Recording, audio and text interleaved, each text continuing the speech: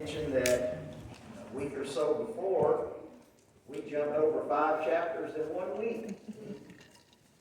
But this time, we're going to look at one chapter for about 3 or 4 weeks. And it's that, I think, that on target for where we are. As a country, maybe in terms of church in general, not this church, but church in general. And so this chapter reveals a principle that we need to be aware of, and it might help us understand ourselves when we find ourselves in a similar situation as these people, as the Israelites did in the chapter. Or it might help us to understand others, our loved ones, and why it is sometimes they seem to act the way they do, and it does not bless us. When we say, they should know better than that. They've seen more than that. They've experienced, they should be farther along than that.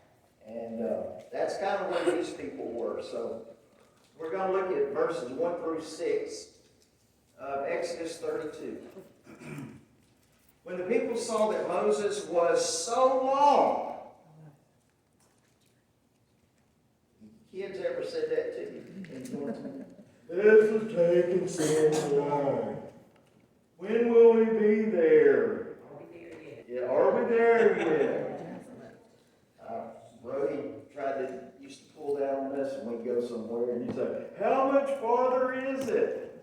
And my standard answer, I said, about 2 hours. And we'd go about 2 more hours. How much farther? Oh, about 2 more hours. And it would just drive me crazy. But that's, I think the wording here is interesting because this sets up what's about to happen. When Moses was gone for so long, too long for their estimation. Where was it? Well, if you remember, in context, this is following God presenting himself and presenting the covenant to the people. And you talk about a worship service, they had one. I mean, imagine what would happen if the glory cloud appeared in here and there was lightning and thunder and the building was shaking, and that would be something else, right? I mean, that's a lot different than, we felt the presence today. I mean, these folks had been through a worship service. They were like, in fact, it was so overwhelming, they told Moses, we don't ever want to go through that again. But they went through this, and God presented the covenant to the people. The people accepted the terms of the covenant. They had the ceremonial feast where the elders of the Israelites were told by God, I want you to feast at a certain place at the foot of the mountain, and that's going to be the covenantal feast, and we're going to seal the deal. So they come out of this, and as soon as that's over, Moses, who's the only one who can go up the mountain, God tells him, come on up. And so the last they see of Moses is he walks into the glory cloud. And now a month has passed. No sign of Moses. Is he dead? Is he ever coming back? They didn't know. They didn't know what was. Here they are stuck out in the middle of it. You ever felt like that? You're stuck out in the middle of nowhere and the GPS isn't working. And you're like, well, let's see, moss grows on the north side of trees. You try to remember all those little sayings that you heard over the years. And that's them. They were like a kid that gets separated from his parents at a department store. And they're like, what now? And so these people, and the best way to remember the Israelites at this point is they were like children, basically. And so they're there. What now? Everywhere we look, all we see is desert. And there's nothing to go back to. We don't know what's ahead. We don't know how we're going to eat. Moses provides the water. What now? And so that's where the so long comes from. So long in coming down from the mountain, they gathered around Aaron and said, now, the word gathered there means they formed a mob. It doesn't mean 2 or 3 of them got with Aaron and said, Aaron, let's have a prayer meeting real quick. No, they were ready to get by. because they were scared. They gathered around Aaron and said, "Come, make us gods, or a god, who will go before us." Now notice this.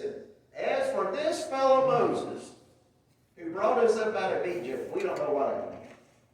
As for this fellow, has anyone ever dished you like that? Maybe they were introduced. Now this happens a lot of times in relationships where one thinks it's farther along than the other one. Say the guy introduces his girlfriend or fiance to some other attractive lady. He said, "This is my friend."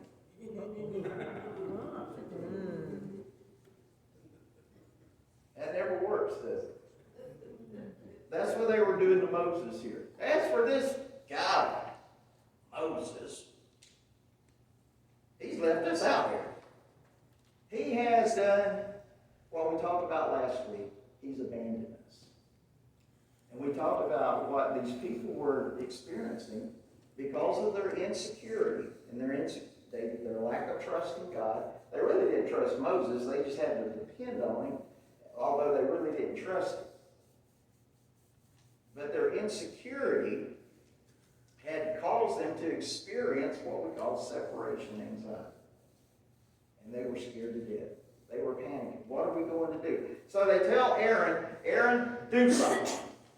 You got to do something." Why did they go to Aaron? He's the priest. Or supposed to be.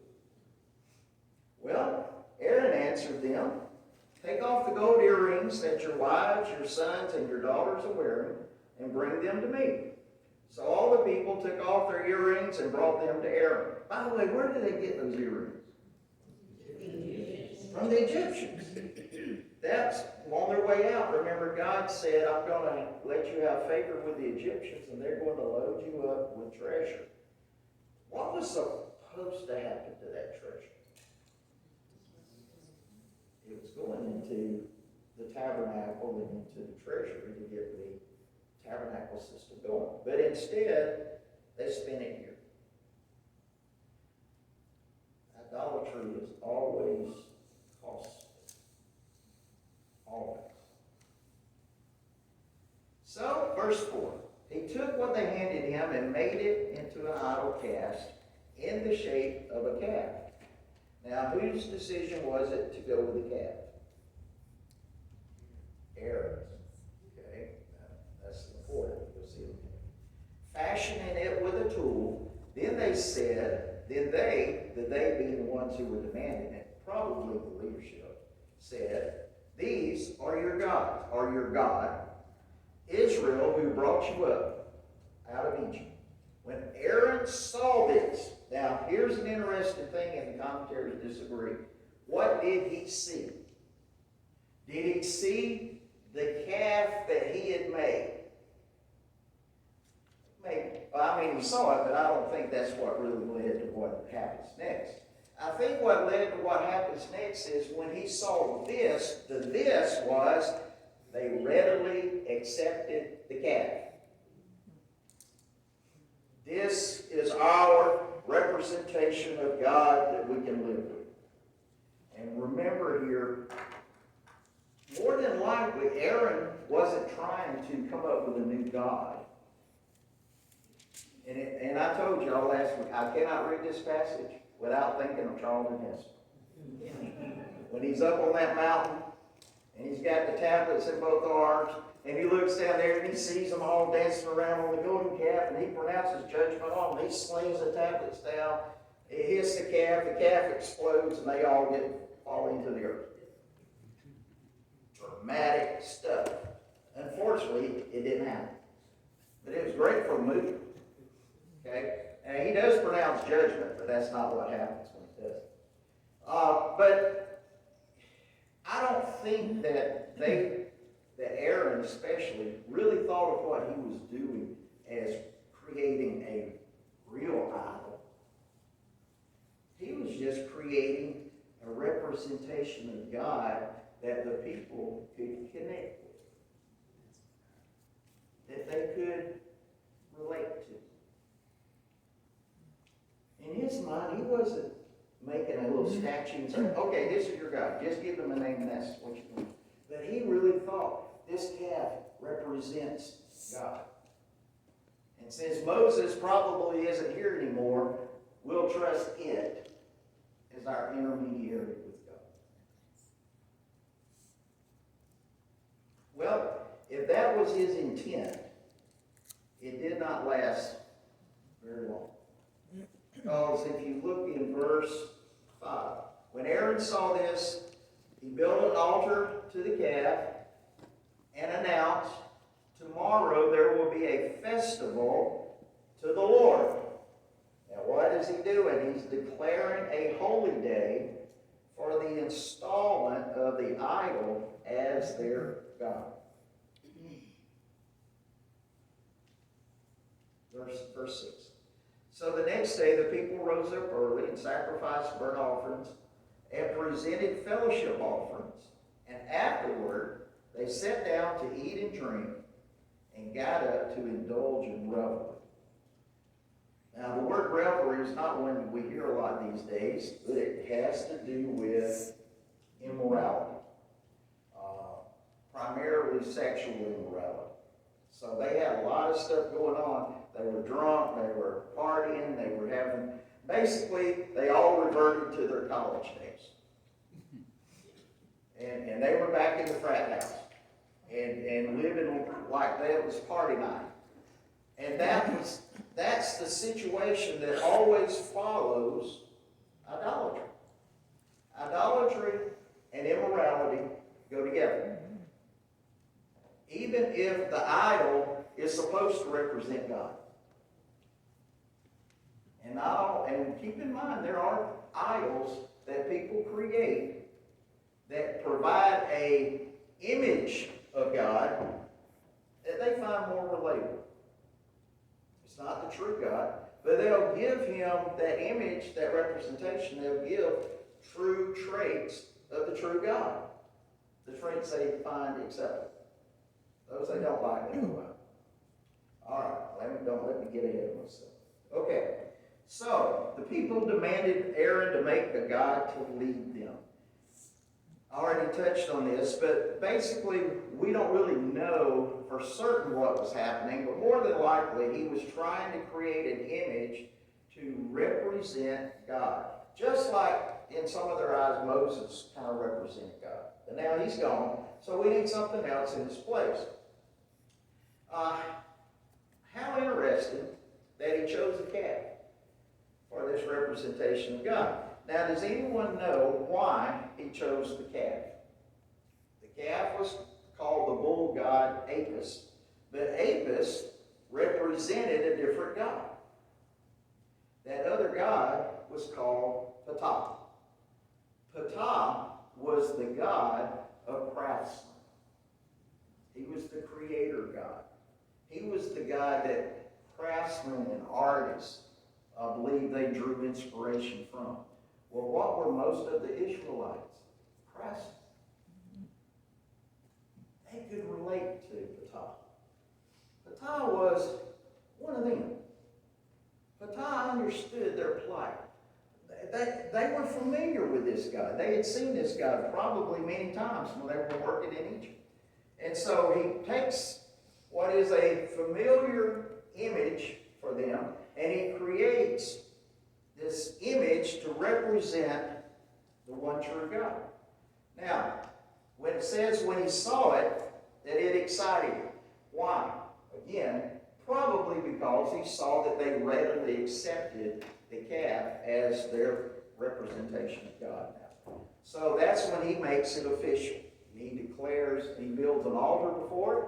He declared a holy day for it, and he required them to make offerings to it.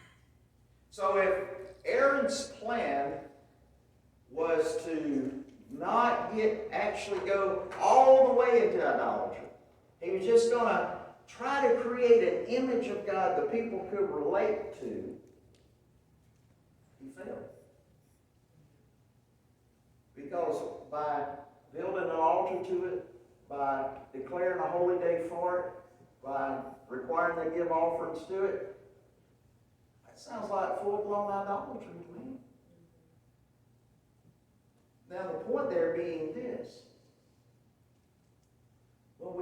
with idols, it isn't long before we bow to idols, whether we intend to or not.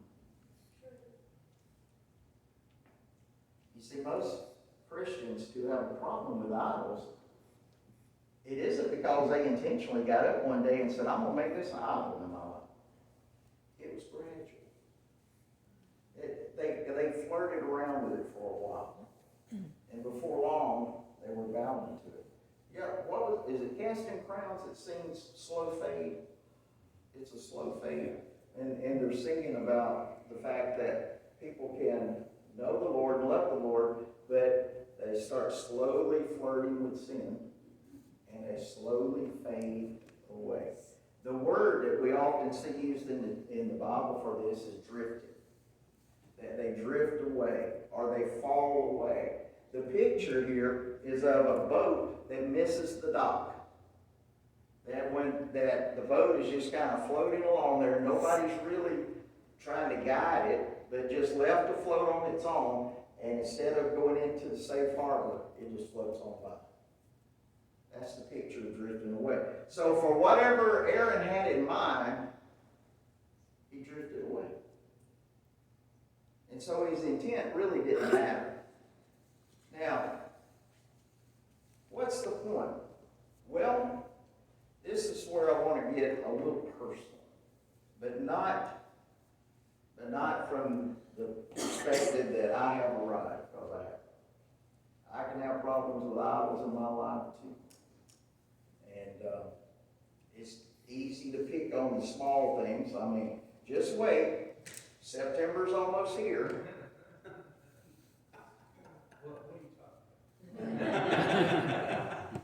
September's almost here. And there'll be a whole new round of idol worship. And I mean, every Saturday is going to become a holy day. And not only is it going to be a holy day, folks are going to be on altars to do that holy day. Don't you turn the channel.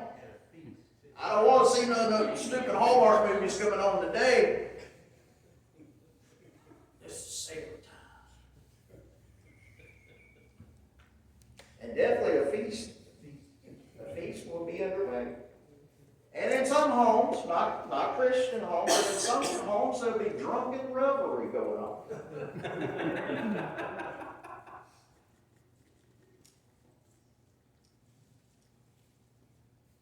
It's easy to pick on college football. But we can all have idols in our lives. I don't really want to deal with that today. Although that can be a lot of fun.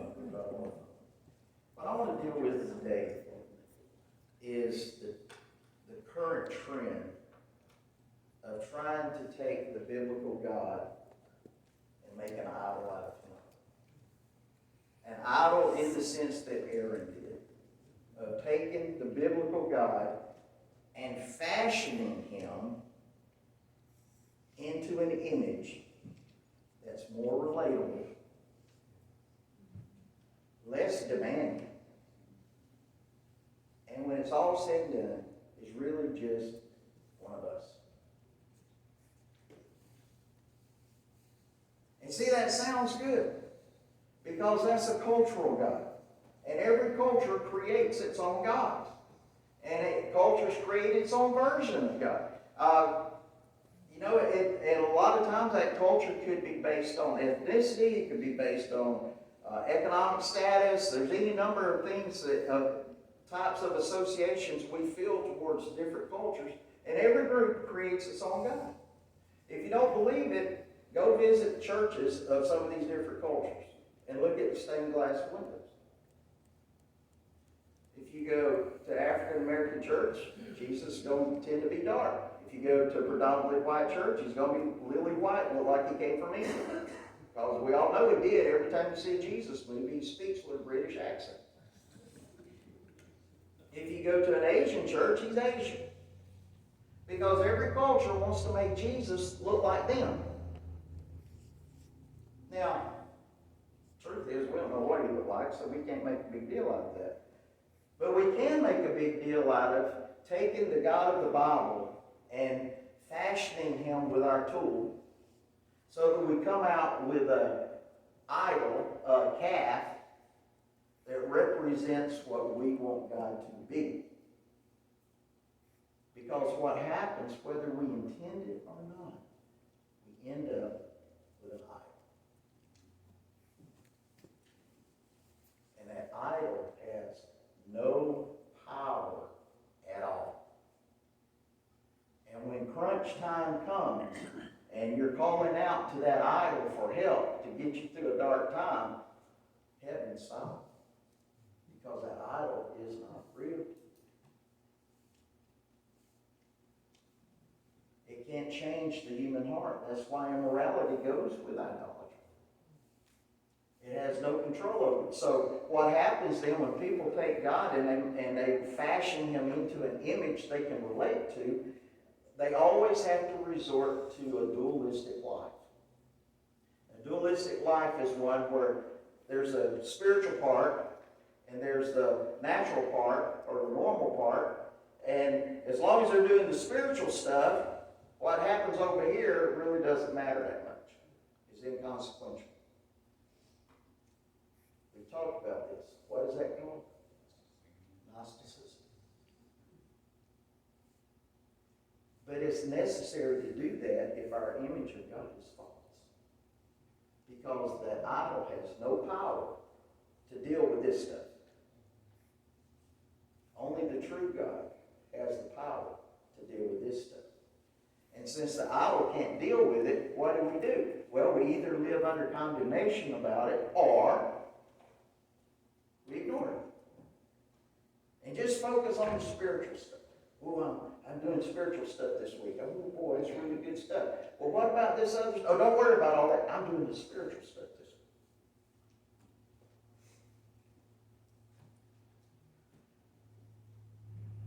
And see, what's happening there is whenever people are dissatisfied, are disappointed with God, or feel abandoned by God, they set out to find a replacement.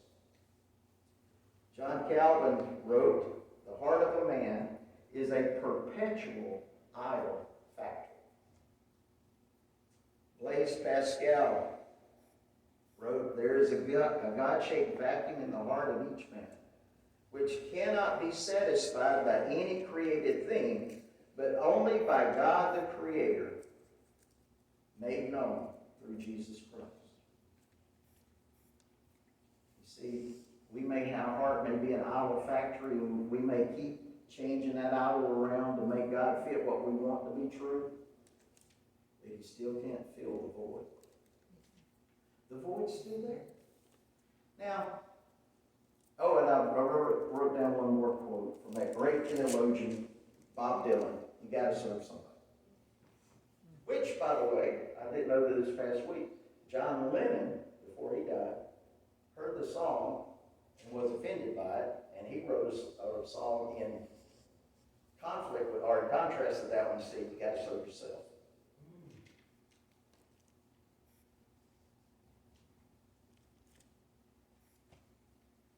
So, the thing we've got to watch out for is taking the biblical God and retooling him to turn him into an image that we can relate to, that matches our values, that demands nothing of us.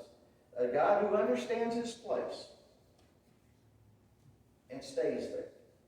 A God who understands that he can only work in our life to the extent we give him permission. A God who's okay with, I want Jesus for salvation, but that's it. I want to get saved so I can get my trip to heaven, but beyond that, I want to do what I want to do. And so if we fashion a God to work on those terms, we may think that we've got a relationship with God, when all along we don't. We have a relationship with an idol. Does that make sense? Y'all looking at me like, wait a minute. I don't like that. I don't like it either. But I'm telling you, that's where we are. And if you don't believe it, just read the Bible. Watch the news. As you see Christians, churches, entire denominations backtracking on what the Bible says, and then saying, well, it's a different day. We got to be understanding today, and God has changed his mind. God has evolved on these issues. Well, think about it this way. And it's kind of like when someone says, well, I believe the Bible, just not all of it. I think some of it's true, not all of it's true. Okay. So how do you know which part is and which part isn't? Well, ultimately you come down to the part that is the part I like. The part that isn't is the part I don't like. So we got to be careful with this idea that God just becomes whatever we want God to be. And like I said, entire denominations now are saying, well, God's kind of changed his mind on these things. He's more postmodern. Well, if he changed his mind on those things, what else has he changed his mind? Maybe he's decided to forget all this mercy stuff and we're just going to go back to judgment days. Oh, that's not very comforting at all. I know. But see, that's where we end up when we play these games of trying to say God changes. God doesn't change. He changes not. But our image of God can change.